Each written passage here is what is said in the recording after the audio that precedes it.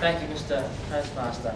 Yes, I've got the wonderful opportunity now to evaluate Steve's speech on a very inspiring topic, and it links people globally on what Steve was talking about, and I thought he was keen to get the message across because he gave us a handout to start with, so we had an idea of what Steve was talking about before he started to speak. He had it in his mind what he wanted to say. He talked about issues about discrimination, about people being killed because of their human rights violations, but he wanted to thrust a point across to us that we needed to understand other people's rights. In Australia, we believe in that. I thought that Steve used the stage well. Then it was move to the left, move to the right. He talked about definition of human rights, which was helpful.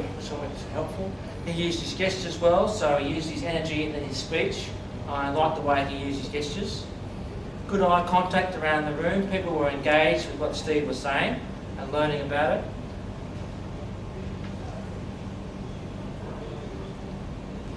The effects of the speech, I thought that the topic was universal. It affects different types of governments, it affects different types of peoples, and it had appeal universally. The information he shared affected me personally because I knew that through governments around the world that human rights are very important, and how different attitudes exist around the world towards human rights, and that in Australia we are coming to grips with that and learning about human rights. It's an issue to do with the United Nations, so it dates back to the end of World War II, about human rights.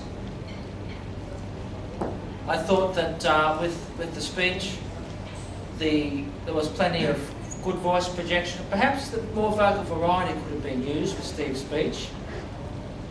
It was an inspiring message, and I enjoyed listening to the speech, and I believe that we will learn a lot from the handout, and I believe we learned a lot from having the speech.